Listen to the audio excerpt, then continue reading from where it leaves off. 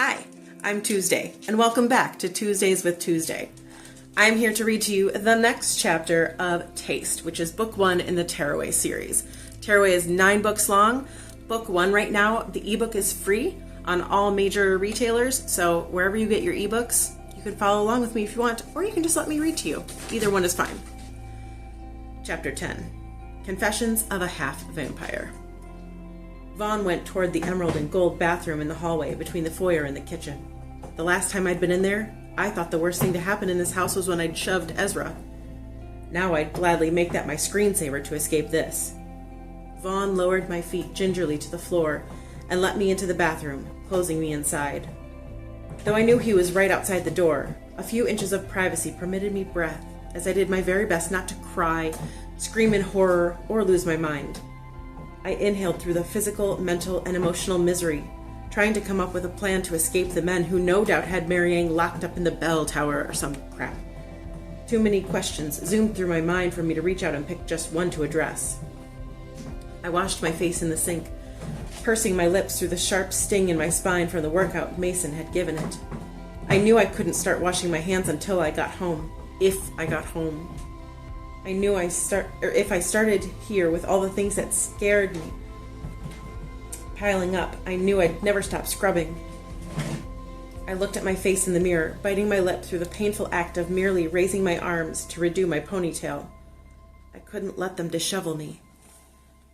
I knew domination was half about appearance, so I tried to erase the visible damage, so Mason couldn't think he'd won. My spine still rang with vibrations of torture, but I exhaled through it, willing the horrors away as best I could. "Hey, Vaughn," I called through the door. His British lilt came back tender and laced with concern I could feel through the door. "You all right in there?" I swallowed, feeling stupid as I closed my eyes and put to words one of my many concerns. "Are you a vampire?" "No." Vaughn's swift response made my shoulders relax, but then tense up again when he added, "I'm a half vampire." I swallowed the lump in my throat. "Is that like half a serial killer?" Vaughn's explanation came to me with the controlled air of a teacher explaining gravity to his student. "I'm not a full vampire, but I was bitten by one last year. I crave blood like you wouldn't believe, but every bit of human blood I drink gets me closer to the transition. Then it's goodbye sun for me, no more sleeping at all, and I'm left a scavenger who feeds on humans instead of the roast goose we had earlier. I'd be more rabid animal than man. No soul, no conscience. That bloke who bit me didn't even know his own name. Did you see my eyes? They used to both be blue, but one's gold now. If I transition into a full vampire, they'll both be gold, and I'll be gone forever." He sniffed the air like Allie used to do when I'd had the crock pot going. "So if you could do your best not to bleed, that would increase both our chances of survival quite a bit. I don't want to bite you any more than you want me to." A loud bang from out in the foyer made me jump, and I couldn't tell if it came from a gun or something less harrowing. The scuffle sounded like it was still near the front door, but I knew the wind could shift at any moment. I cleared my throat and tried to stay in the conversation. This is a lot. You're really a vampire?" I pressed my hand to my forehead, trying to keep up. "Half vampire, yes, but you can't let me drink your blood." I threw out my arms in exasperation, even though he couldn't see my wild gesticulation from the other side of the closed door. "Well, obviously I don't go around letting strangers suck my blood." Vaughn shuffled forward, and it sounded like his hand was pressed to the door in earnest, his voice inches from my ear through the wood. "Look, you want to leave? The quickest way to make that happen is to stay put, so we can secure the house from an attack. The muddy woman lying in the foyer out there, her name is Tonga. She's a messenger sent by King Jian to search for a new omen. King Jian wants his hands on an omen, which would be very bad for you if that's what you turn out to be. He's bent on kidnapping you, and as much as you hate us, Jian and his messengers are far worse." "Okay, I barely get what's going on, but whatever gets me home fastest." "Atta girl," Vaughn exclaimed when another loud bang sounded, followed by a crash. These were the kinds of horror movie tricks I hated, when they tried to make you jumpy by using loud noises, right when you were trying to have a moment. Bruce Campbell would never have jumped at a cheap stunt like that. Bruce was amazing, but I was a big chicken. Are you almost finished in there, Peach? That depends. Do I need to run from you? That depends. Are you bleeding anywhere? No, but I still want to go home. Vaughn paused and my heart dropped into my stomach. You might have to stick around a little while longer. I know that's not what you want to hear. This all must be pretty confusing, but I promise you, I want you to come out of this unscathed. I'll have a talk with Mason. Make him see reason. He's really a decent bloke. Truly one of my best mates. Sometimes people get a touch of madness in them when they're at the end of their rope. Yeah? Well, madness just so happens to be my specialty. But I've never tried to break someone's spine before. I'll make sure he doesn't do that again. I looked at my reflection, but this time something caught my eye. Behind me on the emerald wallpaper was a long, black, diagonal mark that was throwing off the perfect order of the bathroom. I gasped when I saw it was a line of cockroaches climbing down from the ceiling. When I glanced up, I saw dozens more coming out from the vent above my head. Vaughn? The cockroaches came skittering down the walls in thick rows and pooled at my feet, congregating around my shoes, covering the floor. Vaughn, something's happening! Vaughn flung open the door, surely not expecting the sea of insects that were lapping at my skittish feet. We're gonna pause for that animal interruption. Are you ready now? Psh, that's enough. He swore loudly and gasped at the hundreds of shiny black bugs that were now assembling around me, encasing me in my own private island of horrors. They weren't in perfect formations like the ants were, but they were standing around me with purpose. The truth was out. I was Pigpen from the Peanuts cartoon. Only instead of dust, I traveled with a cloud of bugs. I stood in my shame, unsure how or why the bugs kept flocking to me. Maybe they knew I was trash, or had been raised in it. I was horribly embarrassed. First, I almost punched Ezra seconds after his engagement, and now I was surrounded by bugs like a filthy, soon-to-be stepchild. Okay, love, Vaughn said in a soothing tone, his hands raised with a forced smile to calm my anxiety. I want you to jump to me. Can you do that? My back was still throbbing, but I moved to obey. My foot scooped up dozens of little trespassers, drawing out a frightened whimper that pulled Vaughn closer. His gaze was filled with kindness, which, given all the other emotions that could have been controlling his features, said a lot about him. I met his gaze, not holding back the distress that choked me. Make this be over, I begged, meeting his compassionate eyes with fear I didn't bother concealing. Vaughn postured and then nodded, taking charge when I was on the verge of falling apart. Don't worry, little Peach. I'll get you out. He charged through the sea of bugs and scooped me up like a friggin' fireman on a mission, carrying me out into the hallway. He spent an entire 3 seconds letting me cling to him like the child I was, cradling me without a hint of judgment or impatience. Vaughn kissed my forehead, and then gingerly set my legs down so he could slam the bathroom door shut. Then he snatched up my hand and bolted toward Ezra and Danny, who were still arguing. Mason was nowhere in sight. Tonga, Vaughn announced, his panic clear. Tonga's starting to wake up. Her minions are in the bathroom, gunning for the girl. Ezra clenched his fists, not panicking, but pissed. Brilliant. Vaughn, take October Grace to the panic room with Marianne and Lena. I knew enough about solitary to know I was sure as Sunday not going to get locked up by these loons. I bolted for the front door, ignoring the shouts of the men that echoed around me. Danny lunged for me, but he wasn't fast enough. I flung open the heavy front door, not anticipating a cavalcade of moths, a zillion strong, waiting for me in a veil stretching from the porch to the overhang above. They were so thick I couldn't see anything beyond them. Not the expanse of the front lawn, not the moon, not anything. I screamed as they whipped past me in a white blur. They flew with purpose and speed, using haphazard strokes of their soft wings. Mason charged past me and slammed the front door shut. My ears heard nothing but my own screaming and the flapping that sounded like a million decks of cards being shuffled all at once. I've brought the omen a sacrifice, and that sacrifice is about to wake up and put up a fight. We're not waiting on this, Ezra. If you think I'm the worst thing that's coming here tonight, you're dead wrong.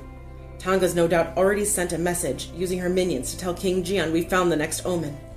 He'll send soldiers here to take the girl and test her. Let me out of here, I shouted. Mason whirled on me as the moths flew through the house, dispersing in the air as if they were on a single-minded mission of doom. One of his dreads whipped me in the face, and his upper lip curled behind his short beard in a scowl. You can't leave. It all hangs on you. Don't you see? If King Jian takes you, it's over for the rest of us. We don't know who's in Sama's pocket. Jian could take you straight to Sama, and then where would we be? How should I know? I don't know King Jian or Sama or you. I spat out a few moth wings that had turned into powder on my lips, increasing my panic. I just want to go home. My arms flew out to punctuate my point, but Mason must have thought I was trying to fight him. His burly hands found my wrist like the heat-seeking missiles, clutching them between us, so I was right where he wanted me. Let me go! Mason's voice was calm, but his grip was punishing.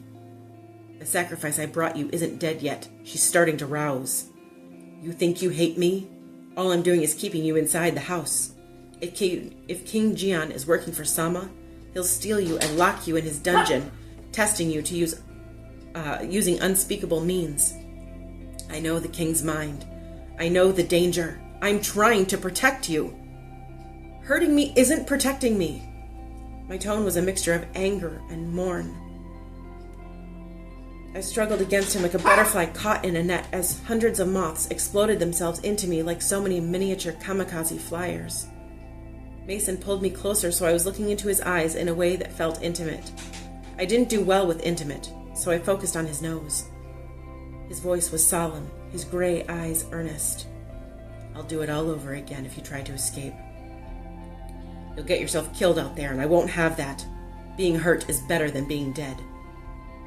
Before I could spit back a response, there was a commotion coming from the direction of the kitchen. Vaughn darted to the back of the house to check it out, and then whipped toward us, a biblical plague of flies on his heels. We have another visitor! King Jian's second lieutenant is trying to break in through the back door. They know you abducted Tonga, Mason. Did you think he'd just let that go? Ezra closed his eyes like someone had just farted in church as the flies swarmed the foyer. This is why, Mason. This is why you need to let me handle things.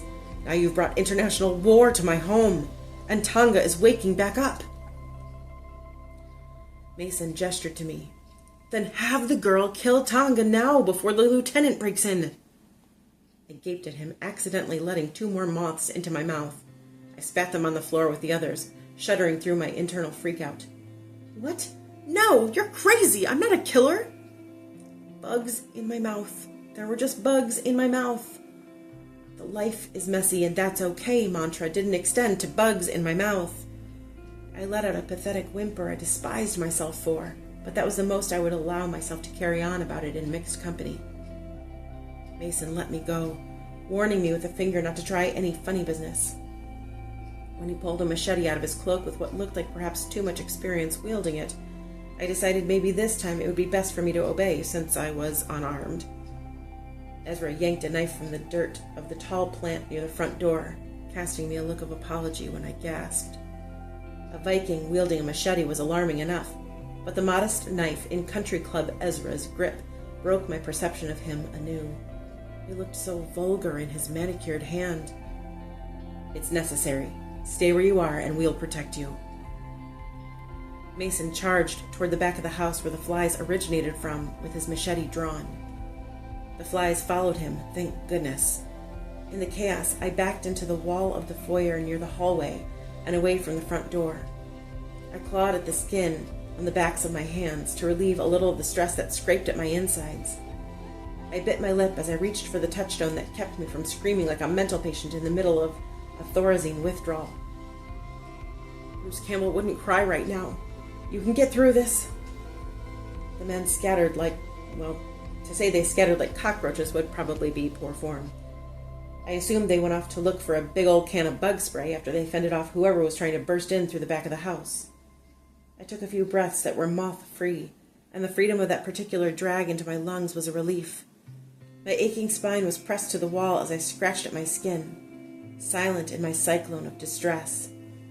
Small beads of blood rose to the surface, and then started to drizzle down the slope of my arms. They were crazy. They kept knives and machetes around for after-dinner fun. I knew there had to be a catch to Bev finding such unadulterated bliss.